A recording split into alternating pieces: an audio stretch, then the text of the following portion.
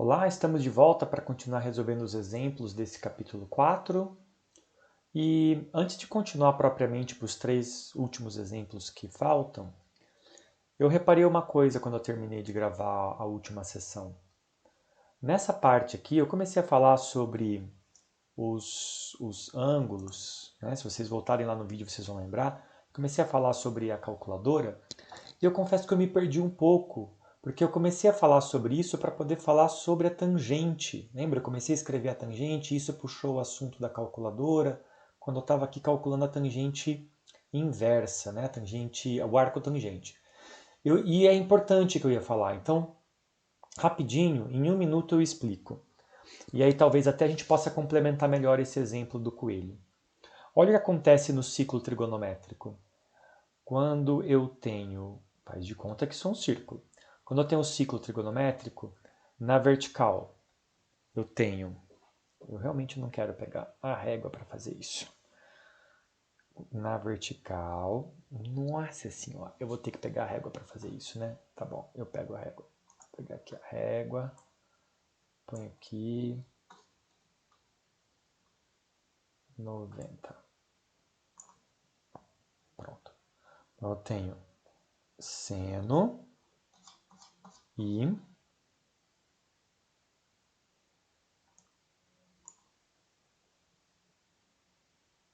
cosseno. Então eu tenho seno e cosseno. Como dizia meu professor de ensino médio, sem sono e com sono. E a tangente está onde aqui? Tirei a régua cedo, né? Aonde mora a tangente nesse gráfico? Ela mora aqui, ó.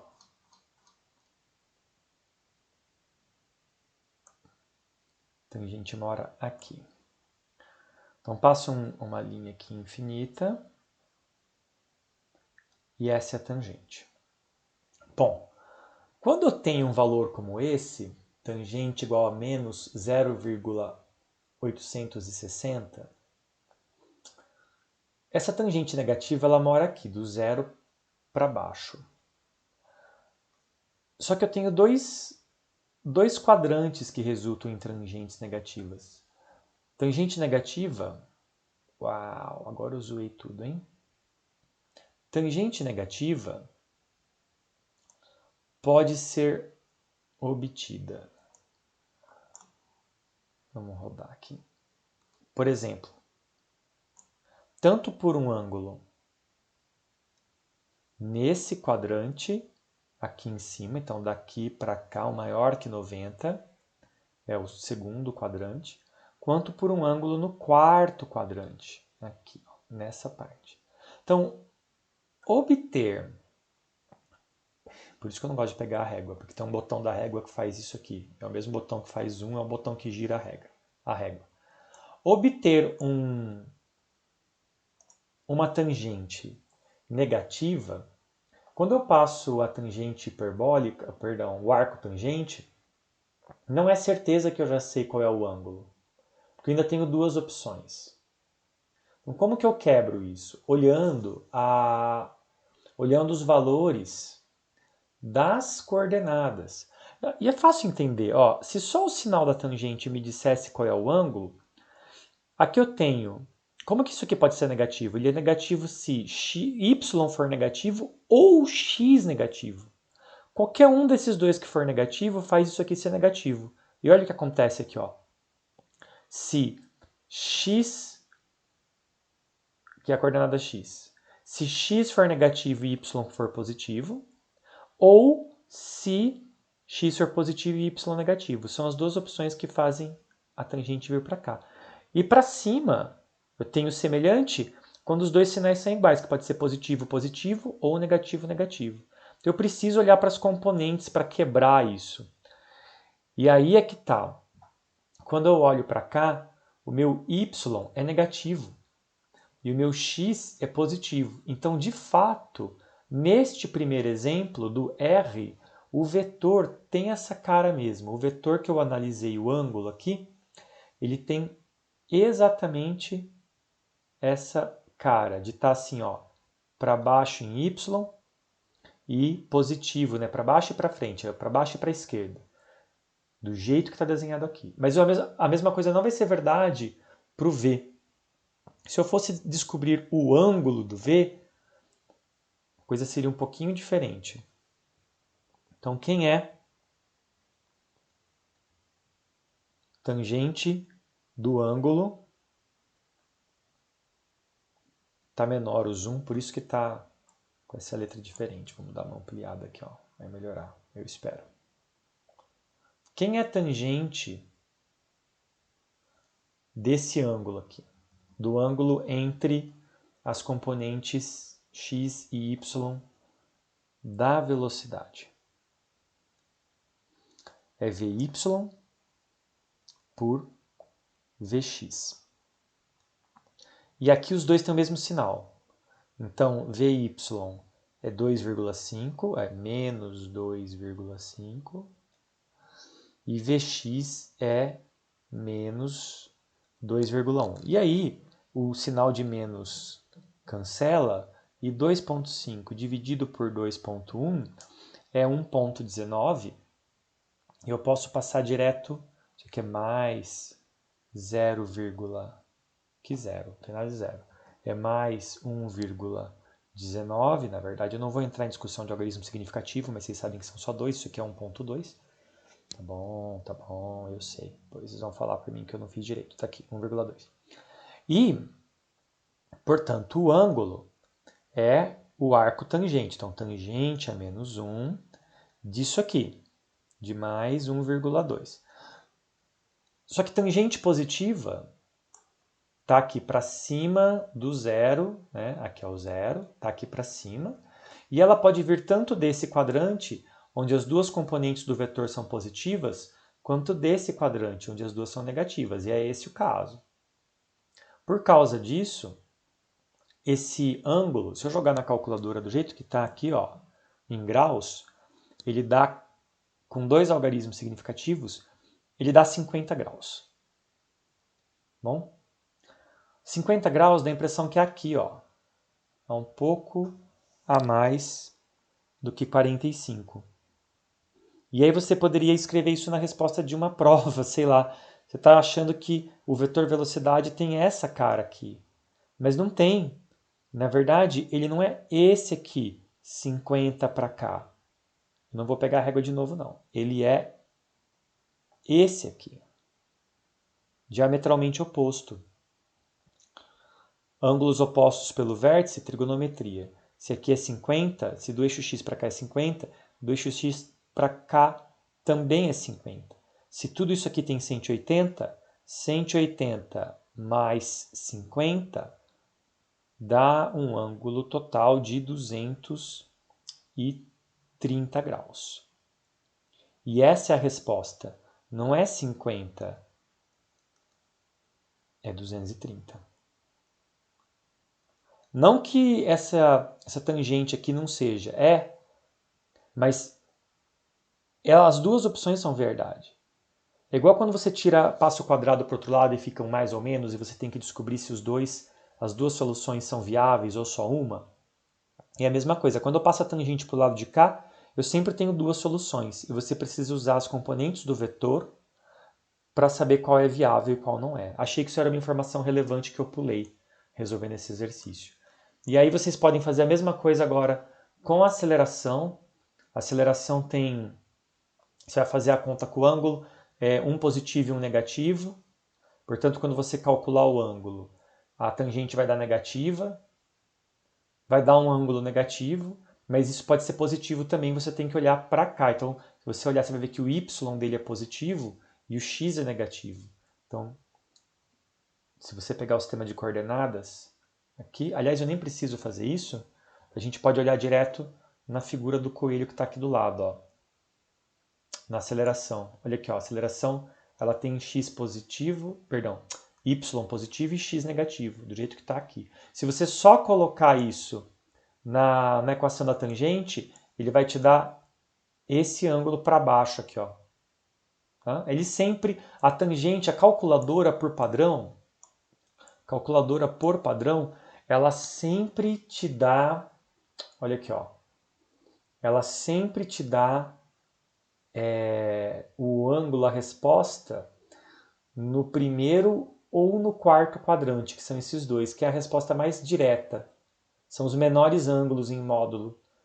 É a mesma coisa que dizer que ela sempre vai te dar um ângulo entre menos π sobre 2 e mais π sobre 2, entre menos 90 e mais 90. Ela nunca vai te dar esses ângulos aqui. Se for um desses ângulos, você tem que descobrir você mesmo usando as componentes, tá bom? Ok, vamos lá agora para os exemplos que faltam. Aqui. Pilotos de caça fazendo curvas. Os pilotos de caça se preocupam quando tem que fazer curvas muito fechadas. Eu estou lembrando agora que quando eu passei por cima desse exemplo fazendo o Clube do Livro, eu achei que eram pilotos de corrida. E estava bem aqui em cima no título, pilotos de caça. Tá vendo? Caça quer dizer avião de batalha, né? Avião caça. Onde se preocupam em fazer curvas fechadas. Se preocupam por quê? Como o corpo do piloto fica submetido à aceleração centrípeta durante a curva, com a cabeça mais próxima do centro de curvatura, a pressão sanguínea no cérebro diminui. Basicamente é assim, quando você está fazendo uma curva com o seu avião, ou mesmo com um carro, uma curva fechada para dentro, a sua cabeça aponta para dentro da curva enquanto que os pés apontam para fora. Isso significa que o sangue vai para o pé, foge sangue da cabeça. É isso que ele está falando. Então isso pode até causar perda de funções cerebrais, porque o cérebro fica sem sangue por alguns segundos. Os sinais de perigo são vários. Quando a aceleração centrípeta é de 2G ou 3G, o piloto se sente pesado, até aí tudo bem. Por volta de 4G, 4 vezes a aceleração da gravidade, a visão do piloto passa para preto e branco e se reduz à visão de túnel. Isso aqui acontece, gente, porque começa a faltar oxigênio na retina. E aí só funcionam as células que recebem oxigênio perto do nível óptico, do nervo óptico, por isso que chama visão de túnel. Você só consegue enxergar com uma pequena parte da sua retina. E se a aceleração é mantida ou aumentada, o piloto deixa de enxergar e logo depois perde a consciência. Isso é uma situação conhecida como G-LOC, da expressão em inglês para G de gravidade, G-Induced Loss of Consciousness. Então, você está falando que é uma perda de consciência induzida pela gravidade. Ah, está escrito aqui embaixo, ótimo. Tudo isso de história para fazer a pergunta. Qual é o módulo da aceleração em unidades de G para um piloto cuja aeronave inicia uma curva horizontal com uma velocidade v igual a 400i mais 500j metros por segundo e 24 segundos mais tarde termina a curva com uma velocidade v final, isso aqui era v inicial, v final igual a menos 400 e menos 500 metros por segundo. Bom, ele está fazendo uma curva, certo? Então deixa eu ver o que eu consigo fazer aqui. Eu acho que eu consigo... Não. Eu estava tentando inserir figuras geométricas sem sucesso. Eu sei que é possível isso na minha lousinha aqui, mas tá bom, vamos fazer isso agora. Pensa no seu movimento circular básico. Vou tentar fazer uma circunferência aqui. Quase, hein? Que beleza. E aí, ele entra na curva com velocidade, cujas componentes, né, as duas componentes são positivas, 400 em x e 500 em j. Então, se aqui é o eixo, para cá é o eixo y, que é o j, e para cá é o eixo x, eu estou definindo o positivo dos dois, né? Se a gente tem isso aqui, então esse vetor inicial 400 e 500, ele é quase meio a meio. Quase meio a meio quer dizer que ele é um vetor quase 45 graus. Eu estou fazendo um esboço aqui. E mais, ele é para cá. Vamos pensar um instante. Quem que é esse vetor aqui? Vou fazer ele separado de outra cor. Ó. Ele é mais ou menos assim. Um pouquinho maior. Eu acho que eu fiz até ao contrário. Mais ou menos assim. Então ele tem 400 em x e 500 em y. Um pouquinho maior do lado de cá.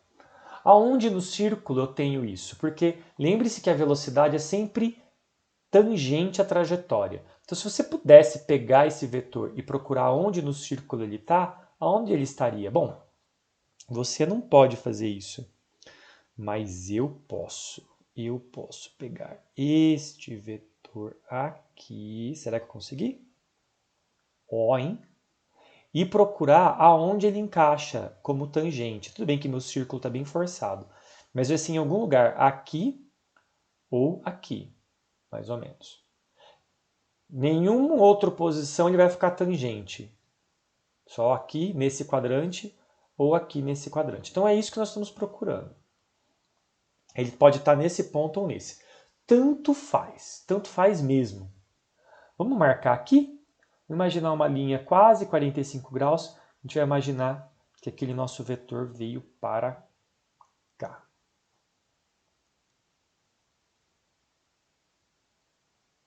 Se eu quisesse ter feito tangente, eu não tinha conseguido. Aqui. VI. Vetorial. Tanto faz qual, tá? Bom, aí depois ele sai da curva, ele termina a curva quando nós temos menos 400, menos 500. Então, agora os dois são negativos, ele está assim. Ó, só trocou o sinal. Tá vendo? De 400 para menos 400, de 500 para menos 500. Trocou o sinal. Então, se esse daqui era o VI, esse aqui é o VF. E eu consigo achar direitinho onde ele está. Como eles têm o mesmo ângulo, só trocou o sinal, só trocou o sentido, ele vai estar no outro ponto. Então, seu problema pode diferir do meu, sua solução pode diferir da minha. Se você escolheu aqui como VI, aqui vai ser seu VF. Se você escolher aqui como VF, aqui vai ser o VI. Olha eu tentando escrever com a tesoura. Frases que não fazem sentido em outro contexto. Escrever com a tesoura. Bom. Ok, então ele vai fazer essa meia volta. E eu sei que é meia volta por quê? Ignorando o fato de que esses vetores são para tangentes à circunferência, que estão colocados em locais diferentes da trajetória, ignorando este fato, esses vetores são antiparalelos. O que isso significa? Que eles têm a mesma direção, porém em sentido opostos. Se eles tivessem a mesma direção, seriam paralelos. Como eles têm a mesma direção e sentido oposto, eles são antiparalelos. Se eles são antiparalelos, o ângulo entre eles é 180 graus. É um ângulo que começa aqui e termina do outro lado. Portanto, 180 graus, para que essa velocidade vire 180 graus, com certeza a volta que o piloto deu foi meia volta, 180 graus. O mesmo ângulo que existe ao fazer esse vetor virar aqui, é o mesmo ângulo que existe quando eu faço ele dar essa volta aqui, tá bom? 180 graus. Por que eu fiz outro 8 lá? Era mais fácil, a bolinha é mais fácil. Ótimo. E eu quero saber então o quê? Eu quero saber a aceleração com que ele faz essa... A aceleração com que ele faz em função de g, função da gravidade. Essa visão é de cima, tá? X para y, a gente ainda tem um eixo z aqui. A gente tem um eixo z saindo do papel em direção ao seu olho, porque isso aqui está em 3 dimensões. Ok, como que eu calculo a aceleração, então? A aceleração, ela vai ter duas componentes. Tem uma parte da aceleração que é responsável por fazer a curva, que é a aceleração centrípeta. Ela sempre aponta para o centro e por isso tem esse nome. Aqui, lá ela está desse jeito, aqui ela está desse jeito. E o módulo da aceleração centrípeta é o módulo da velocidade ao quadrado dividido pelo raio da circunferência, que eu acho que não foi dada. Não foi dado o raio da curva. Mas foi dado o tempo. Foi dado o tempo, foi dado o raio. Como? Vocês vão descobrir já já. Então, essa é uma parte da aceleração, é a aceleração centrípeta. Mas agora tem uma outra parte da história, que é a seguinte. Eu vou tentar desenhar, bem tentar, hein? Eu vou tentar desenhar o avião de outro ângulo agora. Desenhar as asas do avião. Tentar desenhar aqui. A asa do avião inclinada. Aqui está o corpo do avião. Aqui está o rabo do avião. Aqui é uma ponta da asa. Aqui é a outra. A gente está vendo o avião de costas. Tá bom? O avião está entrando no papel. Esse avião está fazendo a circunferência. Imagina que ele está nessa posição, sei lá, quando ele está aqui, ó, nessa parte da curva. Tá? Ele está fazendo a curva assim. Por isso que a asa está inclinada. Aonde está o centro da circunferência? Eu vou desenhar aqui o aviãozinho, ó, fazendo a curva. Aonde está o centro da circunferência? Está à esquerda dele. E essa aceleração centrípeta sempre aponta para o centro. Bom? Por outro lado, a princípio, ele teria também a aceleração da gravidade. Não teria, não? Ninguém falou que a gente desligou a gravidade. Falou? Bom, aqui teria G, aceleração gravitacional. Porém, esse é um caso onde a gente não pode ignorar o ar. Não pode ignorar os efeitos do ar como a gente ignora no balístico, no lançamento balístico, porque o avião flutua. E ele flutua por causa do ar. Então, da mesma forma que eu tenho aceleração gravitacional, essa aceleração ela existe aqui e existe a força-peso proporcional a ela. A gente não viu peso ainda, né? Mas o ar faz com que tenha também uma força de sustentação para cima. E, na verdade, não existe uma aceleração vertical. Esse G, o campo gravitacional da Terra, continua existindo. Mas o G não existe como aceleração aqui, porque a força-peso que, né, faz o corpo acelerar dessa forma, ela é cancelada pela força de sustentação do ar. Então isso aqui era só para mostrar para vocês que nem sempre a gente pode ignorar o ar. Se você ignorasse o ar nesse caso, o avião estaria acelerando numa soma de G com aceleração centrípeta para cá. Mas isso não é verdade. Ele faz um círculo perfeito no céu, plano, ele fala aqui horizontal, portanto eu vou ignorar a gravidade. Eu tenho que ignorar a gravidade, não porque eu não quero que ela existe, só porque ela é contrabalanceada pela sustentação que o ar faz nas asas do avião. Ok, tirando isso do nosso caminho, vamos voltar à aceleração centrípeta. Eu falei que a gente tem o raio se a gente tem o tempo, não é? Por quê? Porque eu sei que a gente deu essa volta, uma volta de 180 graus, e nós andamos 180 graus em 24 segundos.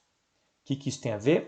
Tem a ver que velocidade é igual a deslocamento, vou chamar de S porque não é nem x nem y, deslocamento pelo tempo. Lembra disso daqui? Esse S, porque isso aqui é a velocidade escalar. A velocidade escalar não tem a ver com o deslocamento, tem a ver com o comprimento caminhado, com a trajetória, o comprimento da trajetória. E o comprimento dessa trajetória aqui é metade do comprimento de uma circunferência, que é 2πr. Então, porque ele andou metade. É metade de 2πr sobre ΔT. Esse metade cancela com esse 2. E aí, para isolar o raio, passo o ΔT para cima, multiplicando V e o π dividindo.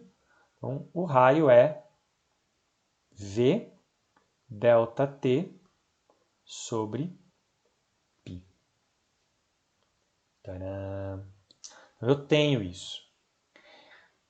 E aí eu vou substituir na aceleração centrípeta. Então, quem é a aceleração centrípeta? A aceleração centrípeta é V² sobre R.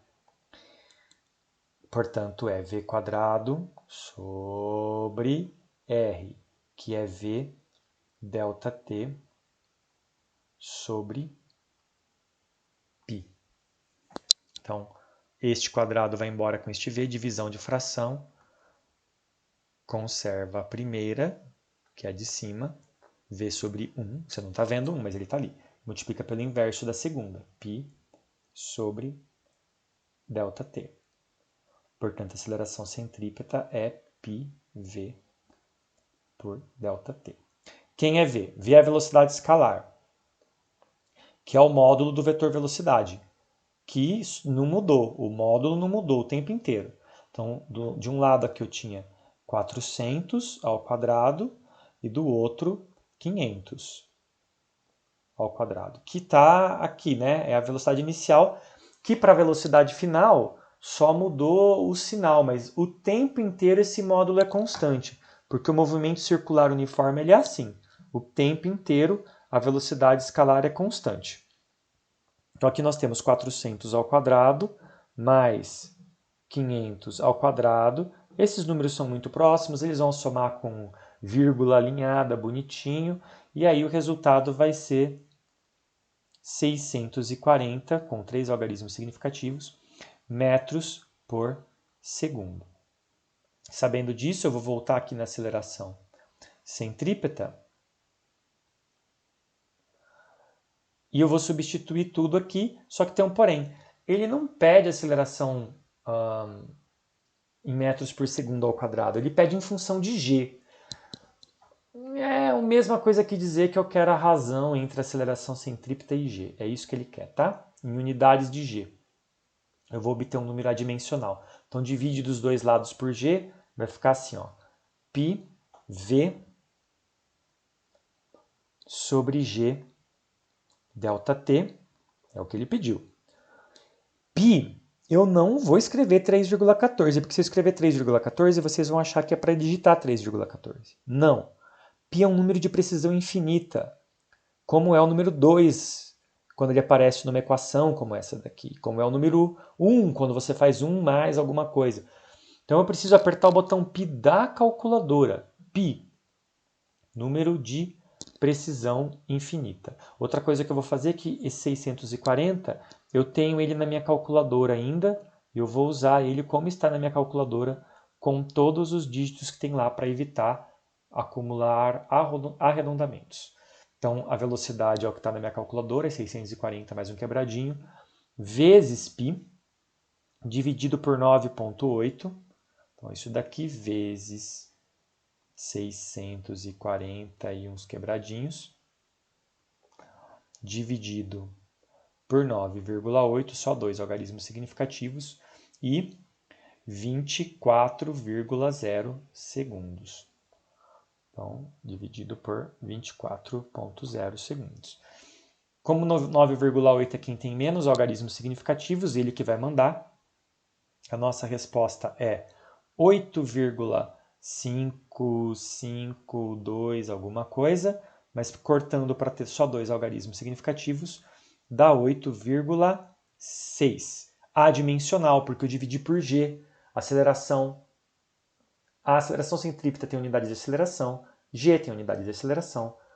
Essa fração é adimensional. Então isso aqui é equivalente a dizer que a aceleração que o piloto sente é 8,6 g. Passei o g para lá, multiplicando o g vira uma unidade, que é o que ele falou aqui. Em unidades de g, é isso que significa. Quantas vezes maior ou menor do que g. Lembra da aula de unidade? Lembra do primeiro capítulo? Eu disse que unidades são só comparações. Eu disse que quando você mede uma grandeza e atribui um valor, você só está fazendo uma comparação. Dei o exemplo do cimento, de uma casa com o cimento da casa da outra. Qual casa usou mais cimento? Não importa qual é o que você está comparando, é isso que a gente está fazendo aqui. Eu estou assumindo que G é a unidade de aceleração e dizendo quantas vezes mais essa aceleração é maior do que G. Tá bom? Próximo. Movimento Movimento relativo unidimensional. Alexandre e Bárbara. A e B, né? Esse é o trocadilho que ele faz aqui. Na figura 4.18, suponha, essa figura é lá do meio do capítulo do livro, eu posso desenhar uma semelhante aqui. Suponha que a velocidade de Bárbara em relação a Alexandre seja VBA igual a 52 km por hora constante. E que o carro P agora é um carro, né? No meio do capítulo era uma bolinha. O carro P está se movendo no sentido negativo do eixo X. E tem se Alexandre mede uma velocidade constante VPA igual a menos 78 km por hora para o carro P, qual é a velocidade VPB medida por Bárbara? Depois, se o carro P freia com aceleração constante até parar em relação a Alexandre, e portanto em relação ao solo, no instante t igual a 10 segundos, qual é a aceleração APA em relação a Alexandre? Capciosa essa pergunta. E C, qual é a aceleração APB do carro P em relação a Bárbara? Não, essa pergunta é capciosa, a outra é tranquila. Então vamos lá. Do que ele está falando aqui mesmo? Está falando de quando nós temos referenciais inerciais em uma dimensão. Então eu tenho um referencial, um sistema de eixos x, e eu não preciso indicar y aqui, tá bom? Vou deixar o eixo y aqui como se fosse um marco para o zero do x, mas isso aqui é unidimensional. Quem mora nesse sistema? Alexandre. Mais para frente, Bárbara tem o seu sistema de coordenadas. Ela criou o seu x. E a gente até pode dar nome, eu não gosto de mudar, mas aqui, se eu escrever xa e xb, deixa eu ver se vai dar confusão. Não vai, porque ele usa p depois, tá bom. Então, o que é isso daqui? Esse é o x do Alexandre, aqui é o x de Bárbara. Deixa eu fazer Bárbara aqui, pertinho do zero do sistema de coordenadas dela, tá bom? Bárbara veio de calça na escola hoje, por isso que eu não fiz uma sainha. Aqui, XA. E aí nós temos um carro. O carro está se movendo, o carro está passando aqui, por isso que eu falei que o Y não importa. Eu vou desenhar coisas, vou desenhar um carro aqui, ó. Um carro está se movendo e ele tem uma certa velocidade. O problema é que esses caras enxergam velocidades diferentes, Alexandre e Bárbara. Porque Alexandre e Bárbara estão se movendo um com relação ao outro também. Como a gente sabe isso? A gente sabe isso assim, ó. Se você esticar este eixo, porque afinal ele é infinito, é para isso que serve essa flechinha aqui, né? Serve para dizer que esse eixo é infinito, ele continua infinitamente. Então, eu tenho como medir a posição de Bárbara no sistema de Alexandre. Então, x de B no sistema de A. E o carro, que ele chamou de P, também tem sua posição. E, na verdade, ele tem sua posição medida nos dois sistemas. Porque os eixos dos dois são paralelos, eles estão aqui, ó, nesse lugar. Então, para Bárbara, essa posição é a posição do carro P no sistema de Bárbara, no sistema B. Para o Alexandre, essa é a posição do carro P no sistema de Alexandre. E aí, vamos pensar um pouquinho. Vamos pegar a caneta do unicórnio aqui. Eu tenho essa distância daqui até aqui, da origem de A até a origem de B. Essa distância é x de B medido no sistema de A. Depois eu tenho essa segunda distância aqui. Quem é essa segunda distância? É a posição do carro no sistema da Bárbara. Então é x do carro P no sistema B. E quem é este total daqui até lá?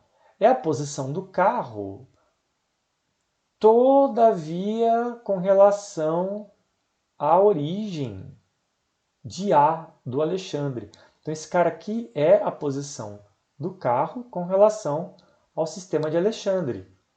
Em outras palavras, este grandão é a soma dos dois menores. Então, a posição do carro no sistema A é igual à posição do sistema B com relação ao sistema A mais a posição do carro com relação ao sistema B. Isso aqui não está bem representado assim, está certo, mas eu gosto de escrever invertido e eu vou mostrar para vocês por quê. Eu vou dizer que vou colocar sempre a posição do veículo na frente. Então, aqui vai ser a posição do objeto do carro P no sistema B mais a posição do sistema B com relação a A. Por que eu prefiro escrever desse jeito? Porque me ajuda a me lembrar. Eu tenho a posição no sistema A, eu quero saber a posição no sistema B do corpo. É como se eu tivesse introduzido aqui entre essas duas letras um par de Bs. E aí ficou XPB, um B veio para cá e eu empurrei, o outro B foi para lá. Isso me ajuda a lembrar, um mnemônico. Eu faço isso quando eu quero lembrar esse formato. Vamos sair da caneta unicórnio, ou vamos para uma outra caneta colorida, só para mostrar o seguinte. Se eu tenho essa definição, ó, XPA é igual a XPB mais XBA, o que acontece se eu derivar dos dois lados? Então, derivando dos dois lados, tudo isso vai virar velocidade. Aqui vai ficar a velocidade de P, carro P com relação ao sistema A, é igual à velocidade do carro P no sistema B, no referencial B, mais a velocidade do referencial B, do sistema de referência B, com relação a A. E se eu derivar mais uma vez, o que vai acontecer? Derivada da velocidade do carro dá a aceleração do carro no sistema A. Do outro lado, se eu derivar essa velocidade, eu tenho a aceleração do objeto P do carro no sistema B. E se eu derivar essa velocidade aqui, a velocidade de um sistema em relação ao outro? Dá zero, porque esses referenciais são inerciais.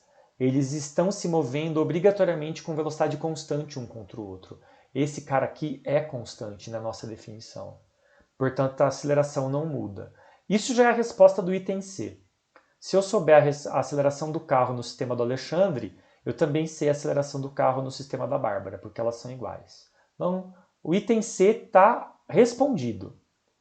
Falta agora o A e o B. Então, vamos ver agora, depois dessa rápida revisão, vamos ver o que está acontecendo aqui. Eu sei que a velocidade de um sistema com relação ao outro, do sistema de referência, ou referencial, como você quiser chamar, B com relação a A é de 52 quilômetros horários. Então ele está indo para lá com 52 quilômetros por hora. E eu tenho um carro que está se movendo não para lá. Seria fácil, né, se fosse para lá. Nope. Nope. Ele está se movendo na direção de x negativo. É o que ele me falou aqui, ó. Está se movendo no sentido negativo de x o carro. E aí, Alexandre mede uma velocidade para o carro de menos 78. Então, o que o Alexandre viu? O Alexandre está vendo que a velocidade do carro, P, no sistema dele é de menos 78 quilômetros por hora. Então, quem é a velocidade do carro no sistema da Bárbara, do ponto de vista da Bárbara? Gente, isso aqui está parecendo conversa de bêbado, mas qualquer pessoa que já saiu na estrada, mesmo que não dirija, sabe o que está acontecendo aqui, né? Alexandre está num carro, Bárbara está em outro. Essa velocidade positiva entre os dois me indica que Bárbara está mais rápida do que Alexandre. Então eles estão na mesma pista, na mesma mão da rodovia. Qualquer que seja essa velocidade, Bárbara está 52 acima. Por exemplo, Alexandre poderia estar a 60 e Bárbara a 112. Então, 52 a mais. Qualquer que seja essa velocidade, Bárbara está a 52 a mais. Por quê? Eu não sei a velocidade do Alexandre e eu não preciso saber. Porque o movimento é relativo. Falar na velocidade do Alexandre só te dá um número é se eu estivesse dando um número com relação ao solo. E o solo é um outro sistema. Ou, de repente, o Alexandre podia não estar se movendo. Ele pode estar parado na rodovia. E Bárbara está passando de carro com velocidade 52. Todos esses cenários formam a mesma situação. E aí, lá na pista contrária, tudo bem que meu carro ficou invertido, lá na pista contrária tem um carro vindo no sentido oposto. E o Alexandre, vamos fixar o cenário. Alexandre está no acostamento parado em pé. Ele viu Bárbara passar com velocidade de 52 km por hora da esquerda para a direita. E ele está vendo do outro lado da pista um outro veículo no sentido contrário, com velocidade de 78 km por hora. Nesse sentido, então no sentido contrário. Qual é a velocidade que Bárbara está vendo aquele carro na contramão, na outra pista? Não na contramão, na outra pista, né?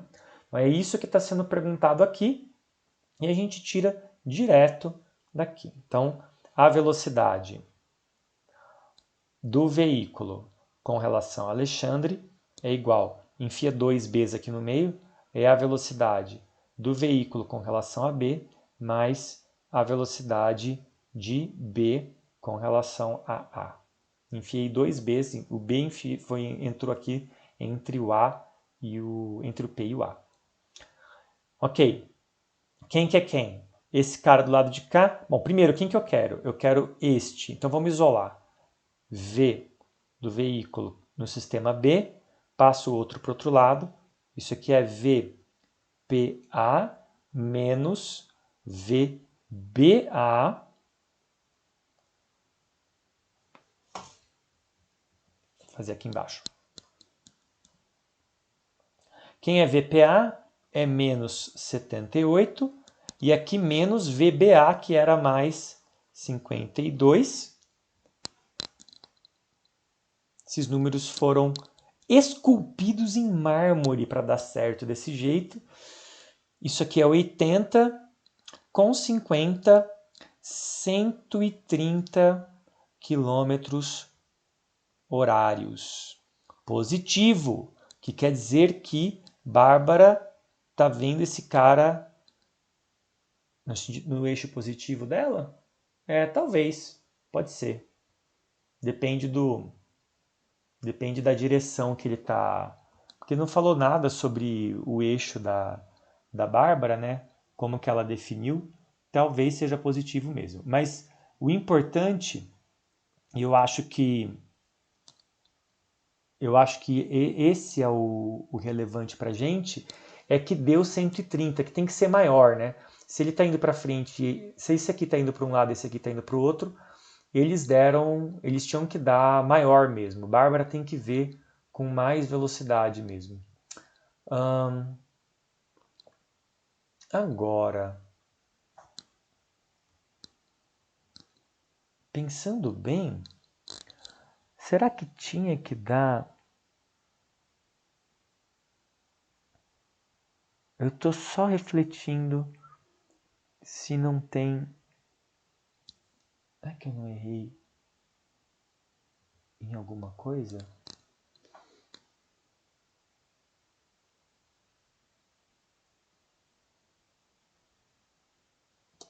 Aqui é menos 78. Algo me cheira estranho aqui.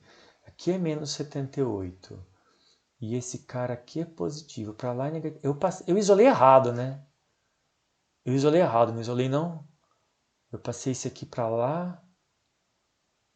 Não, eu não isolei nada errado. Aqui, ó. Vocês já tinham visto, né? Claro que vocês tinham visto. É só porque aqui é menos e menos e eu somei. Eu tô aqui divagando sobre o sinal e não tô vendo que o sinal tá aqui bem na minha cara. Tudo bem, faz parte. É a hora da noite que eu tô gravando isso. Tá tarde. Ufa, tá bom. E aí, item B, se o carro freia com aceleração constante até parar em relação a Alexandre, portanto com relação ao solo, ele falou que Alexandre... Ele não tinha falado nada, né? Se eu estou falando, suponha que Bárbara... Isso aqui deve vir lá do capítulo. Ainda bem que eu supus que o Alexandre estava parado no acostamento. Então, o carro vai frear. Bom, ele freou em 10 segundos. Então, no instante 10 segundos. Então ele levou... Deixa eu ver, vamos ler direito. Se o carro P freia com aceleração constante até parar com relação a Alexandre e, portanto, com relação ao solo, no instante t igual a 10, qual será a aceleração com relação a Alexandre? Então, item B.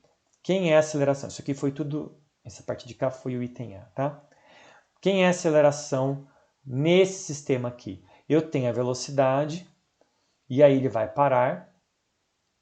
Então, se ele vai parar, a minha aceleração no sistema do Alexandre, aceleração de P, do carro P, no sistema A, é ΔV, aceleração média, né? Porque ele não fala, ele fala que é constante, fala que é constante. Então, ΔV por ΔT. E ΔV é V final menos V inicial, dividido por ΔT, que já foi dado. Então, quer escrever? T final menos T inicial, que é 0. Quem é a velocidade final é 0 também. Ele falou que vai frear. Então, isso aqui é 0, o carro para completamente. Portanto, fica menos VI sobre TF. Ou seja, menos a velocidade do carro P no sistema A sobre o tempo que foi dado. Menos 78 dividido por 10 segundos. E agora, hein? Que unidade tem isso? Bom, menos com menos mais dividido, esse número vai dar 7,8. Não tem mistério. O mistério está na unidade, né? Se você não quer errar, escreve aqui, ó, quilômetros por hora segundo. Tá certo a unidade, por mais bizarra que seja. Está falando que a aceleração é de 7,8 km por hora a cada segundo até parar. Por que é positiva? Porque ela é no sentido positivo do eixo do Alexandre. O carro está vindo nessa direção e ele para. Se a velocidade dele é negativa e ele para, quer dizer que a aceleração foi positiva. Daí o sinal. Agora, se você quiser transformar isso daqui na unidade convencional de aceleração, que é metros por segundo ao quadrado, precisa transformar o quilômetros por hora. E você lembra como que transforma quilômetros por hora? Quilômetros por hora a gente transforma, lembrando que 1 quilômetro são 1000 metros, mas sem fazer a regra de 3, né? A gente transforma assim, ó. 1 metro por segundo é a mesma coisa que 1... eu já ia errar. Ia errar. Acho que eu ia errar, não ia não? Acho que eu ia errar. Não tem jeito, gente. Eu não gosto de decorar as coisas. Vamos fazer num cantinho aqui, ó. Vamos fazer num cantinho. 1 quilômetro e 1 hora. 1 quilômetro são 1000 metros, enquanto que 1 hora são 3.600 segundos. Pronto, isso aqui já me diz o quanto que é. É 1 sobre 3,6. 1 km por hora é 1 sobre 3,6 metros por segundo. Okay? Então, 1 km por hora é igual a 1 sobre 3,6 metros por segundo. Foi isso que isso aqui me ensinou. E eu venho aqui, esse quilômetro por hora vira 1 sobre 3,6, que isso aqui ficou 7,8. Não gosto de escrever a resposta assim com essa caneta. Isso aqui ficou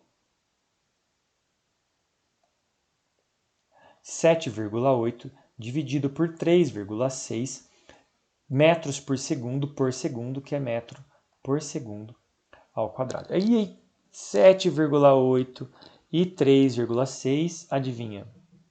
7,8 dividido por 3,6 é 2,166666, só com dois algarismos significativos. Esse resultado é 2,2 metros por segundo ao quadrado. Ok? Essa é a resposta do item B, que a gente já sabe que também é a resposta do item C, justificado por essa observação aqui. Muito bem, último. Esse capítulo foi pesado de exemplos, hein? Olha, 8 exemplos. Vai ser a mesma coisa, só que bidimensional agora. Então, um avião se move para o leste enquanto o piloto direciona o avião ligeiramente para o sudoeste. Nossa Senhora! Vamos começar desenhando um sistema cardial aqui. Leste, oeste, norte, sul. Estou falando então, ó, um avião se move para o leste, então ele está se movendo para cá, quando o piloto direciona o avião ligeiramente para o sudoleste, o sul do leste, em algum lugar para cá. Então, ao sul do leste, ele começa a vir para cá o avião. De modo a compensar um vento constante que sopra para nordeste. Nordeste. Norte com leste. Então tem um vento soprando para cá, ele desvia o avião um pouco para cá para tentar compensar isso. O avião tem velocidade VAV em relação ao vento. Olha só. Então agora não é A de Alexandre. Nós temos A de avião,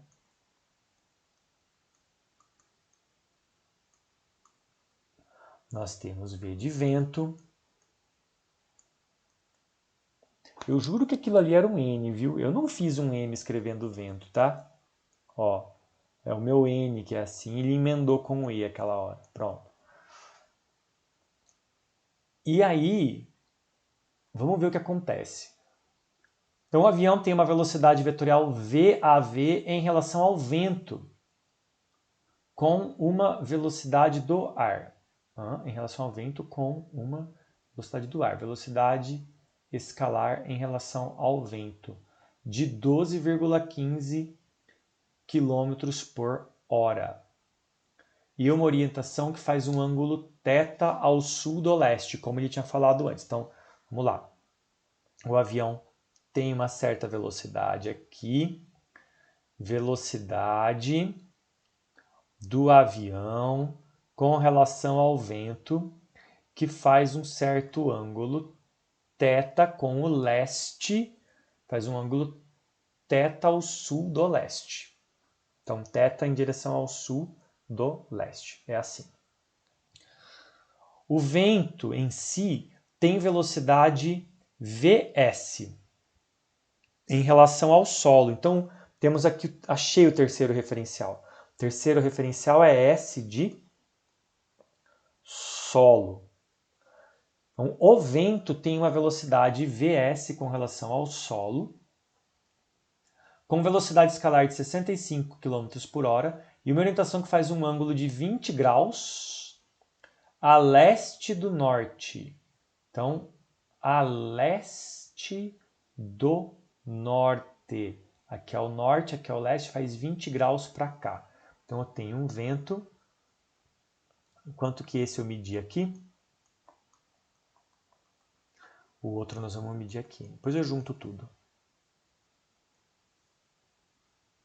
Então, o vento, ele tem uma velocidade... Fiz muito, né? Muito. O vento tem uma velocidade para cima aqui. Velocidade do vento com relação ao solo. Foi isso que ele falou, nessa ordem. Essa velocidade faz 20 graus a leste do norte. Então, é esta velocidade aqui. Qual é o módulo da velocidade do avião em relação ao solo e qual é o ângulo θ? Uau! Muito bem. Então, a grande pergunta é: quem é a velocidade do avião em relação ao solo? Tá bom? Vamos pensar um pouquinho para poder montar o problema da forma correta. Eu tenho o avião, ele surfa no vento, ele se move com relação ao vento. E aí o vento se move com relação ao solo. Então, comparando com o exemplo anterior, é como se, não foi usada essa expressão aqui, é como se a velocidade do avião com relação ao solo, o solo é o Alexandre da outra história, é a pessoa que está parada no acostamento. Aí eu tenho o avião e o vento. Quem que é quem? Na verdade, tanto faz, mas aqui eu acho que é mais simples, posso estar enganado, mas é mais simples dizer que o vento vai fazer o papel de B. Quem era B mesmo? Era Beatriz? Bárbara. Eu sabia que era com B. Era Bárbara. E o avião é o carro P, comparando com o exemplo anterior. E aí a gente constrói isso daqui como? Então, a velocidade do avião com relação ao solo, que é o que eu quero, eu vou enfiar quem que está faltando aqui? O vento. Eu vou enfiar o vento aqui no meio. Isso aqui vai ficar igual a velocidade do avião com relação ao vento mais a velocidade do vento com relação ao solo. Pronto, não tem erro fazendo desse jeito. Ok. Agora eu preciso descrever esses caras em termos de vetor. Porque no fundo, o que eu tenho aqui é um sistema coordenado. Eu posso chamar o norte aqui, eu posso chamar o norte de J, e eu posso chamar o leste de I, e eu tenho meu sistema coordenado aqui. Então, quem é a velocidade que eu tenho? É a velocidade, primeiro, a velocidade do vento com relação ao solo. Então, vamos descrever ela. A velocidade do vento com relação ao solo é quem? Pega essa definição, vou fazer de novo isso aqui que não ficou bom. Pega essa definição e lembra que quem está com o ângulo é cosseno, quem está sem o ângulo é seno. Portanto, em I, que é a horizontal, eu tenho V do vento com relação ao solo, a velocidade escalar, que é o módulo sem vetor, vezes seno de 20 graus na direção I, mais V do vento com relação ao solo, vezes cosseno de 20 graus, J. E ele deu esse valor, que é a velocidade do vento em relação ao solo. Ele deu, está aqui, 65 km por hora fazendo esse ângulo. Então isso aqui está 100% determinado. Eu posso colocar em evidência aqui, mas tanto faz, vamos calcular as componentes direto. Isso aqui é 65,0 vezes seno de 20. Cuidado para garantir que a sua calculadora esteja em graus. Seno de 20 é algo como 0,342, ou melhor, 34, 22, continua depois. Só estou mostrando isso porque aqui tem 3 algarismos, eu peguei um a mais, tá? E mais, vou fazer aqui embaixo por falta de espaço ali. Mesmo número, 65,0, vezes agora o cosseno de 20. Então, 20 cosseno, isso dá 0,93969, continua, J. Então, fazendo essa multiplicação, 65 vezes seno de 20, então 20 seno vezes 65 km por hora, com 3 algarismos significativos, isso daqui deu 22,2 na direção I, mais cosseno de 20 vezes 65, com 3 algarismos, dá 61,1, porque vai ter um arredondamento aqui, J. Tudo isso, quilômetros por hora.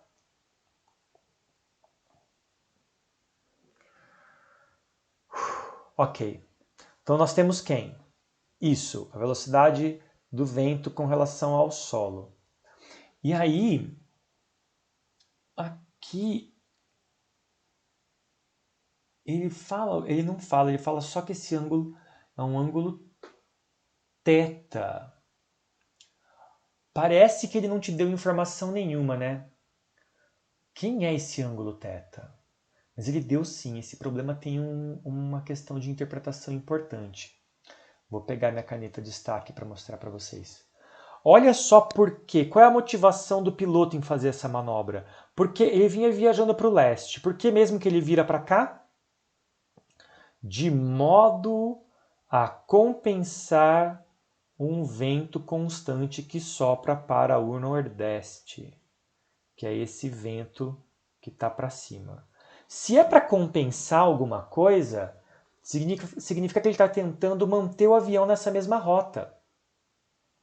Ou seja, quando eu comparo esses dois, a velocidade do vento com relação ao solo e a velocidade do avião com relação ao vento, o quanto que ele está andando o quanto que o vento sopra para cima, carregando o avião, tem que ter o mesmo tamanho.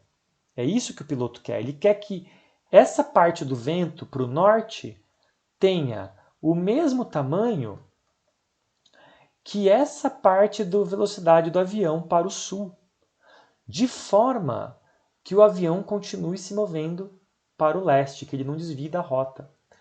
Então, o que ele está me dizendo? Em outras palavras, ele está me dizendo que a componente y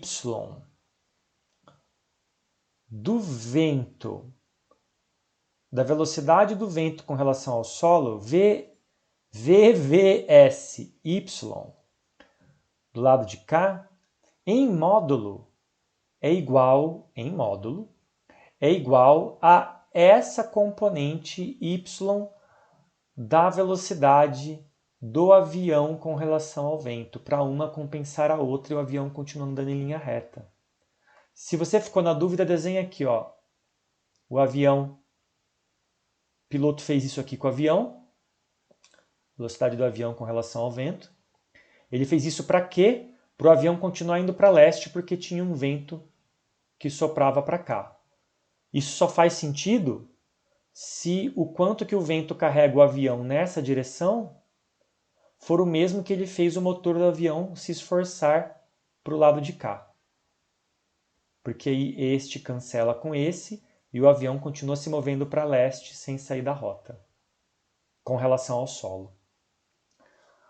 Ok, então isso daqui é igual a menos a velocidade do avião com relação ao vento, em y. Por que menos? Porque um está para um lado, o outro está para o outro. Não importa qual está para qual, é um relativo ao outro. Se esse é positivo, esse é negativo. Se esse é negativo, o outro é positivo, tá bom? E a gente sabe quem que é esse. É esse cara aqui. A gente acabou de calcular. Componente y da velocidade do vento com relação ao solo. Ok, portanto, quem é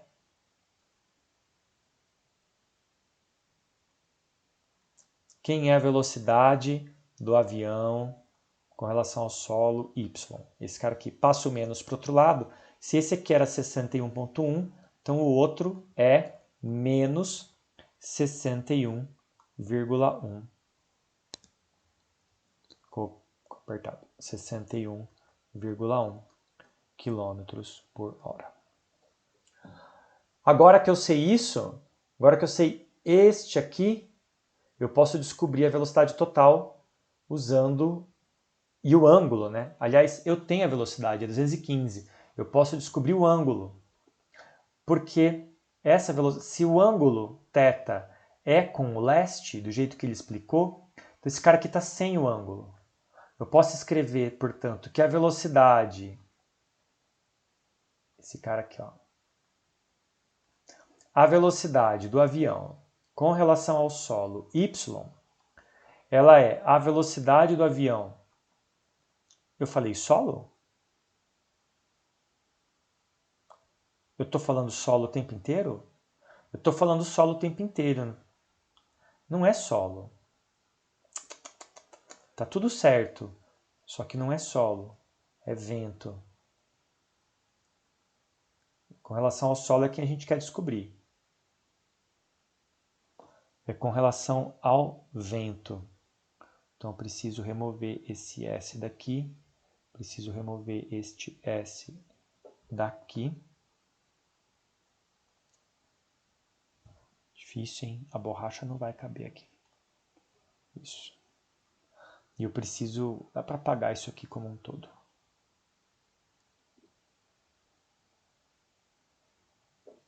Isso. Então, é a velocidade do avião. É isso aqui, ó.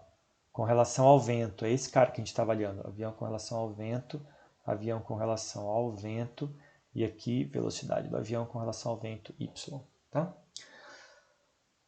E aqui embaixo fica mais fácil eu apagar mesmo, porque não tem nada em volta.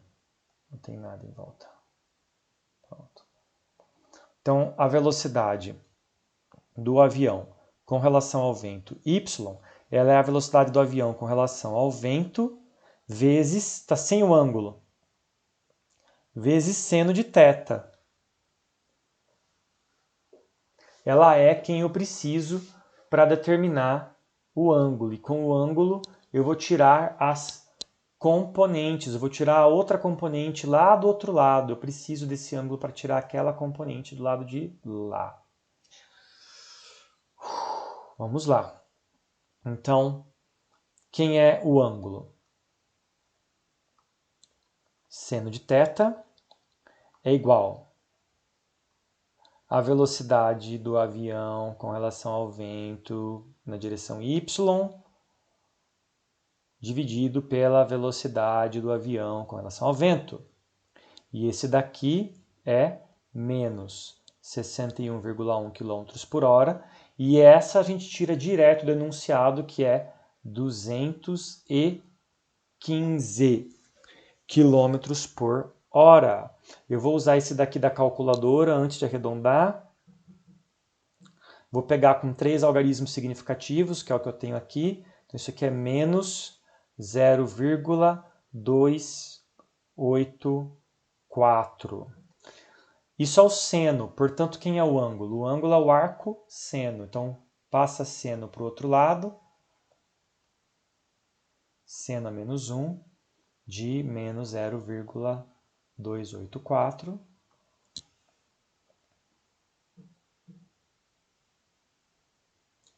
Que dá menos 16,5 graus. Mas é isso que eu quero? Não, eu nem preciso disso. Porque o que eu quero é a outra componente, eu sei esse valor, eu preciso saber esse aqui para poder construir o vetor. Eu também preciso saber a velocidade do avião com relação ao solo, ao vento, perdão, quase que eu fiz de novo. Y. Velocidade do avião com relação ao vento, x. Eu preciso saber esse cara. Eu já sei esse, porque veio do vento. Falta eu saber esse. E aí, eu sei que a velocidade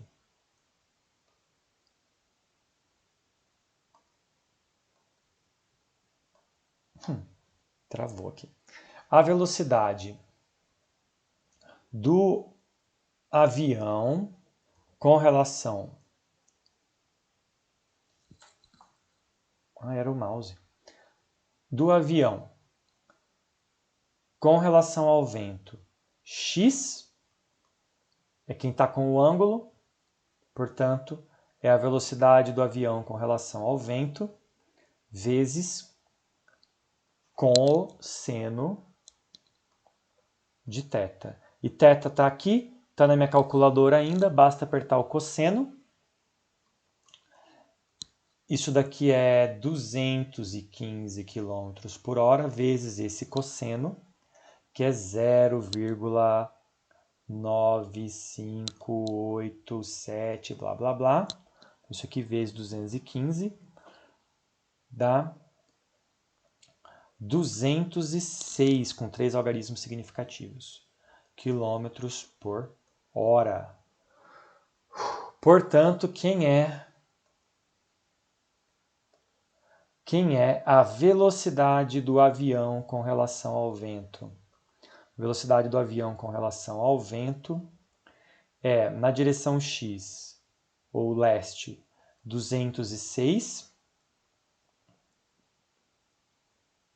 aqui, menos, lembra do menos, menos 61,1 J quilômetros por hora. Então tá bom, nós temos a velocidade do vento com relação ao solo, agora nós temos a velocidade do avião com relação ao vento. O próximo passo é combinar as duas para formar essa daqui. Basta somar, não tem que isolar nada. Tá? A soma das duas vai dar o que a gente quer. Soma de vetor, só escrever os dois.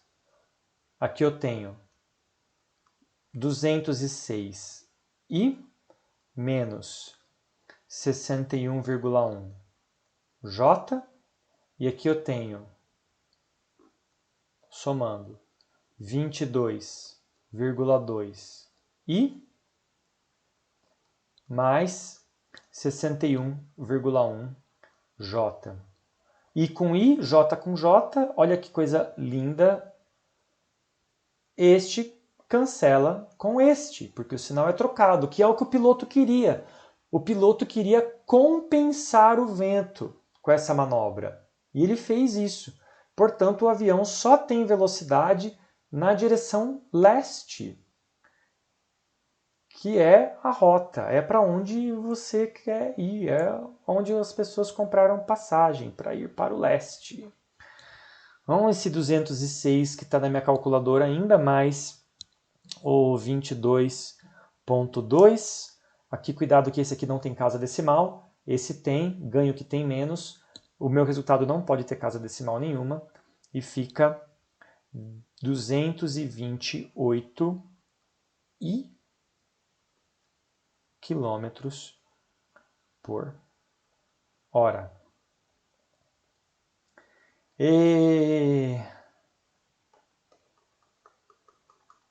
Muito bem. Meu computador já também não está aguentando, tá que nem eu. Eu falo para ele, vai lá, faz uma festa em volta do número. Ele fala, não. É isso. Muito obrigado. Espero que vocês estejam gostando, espero que esteja valendo o trabalho que dá para fazer esses vídeos. Qualquer dúvida vocês podem entrar em contato comigo para me perguntar. Vejo vocês no próximo.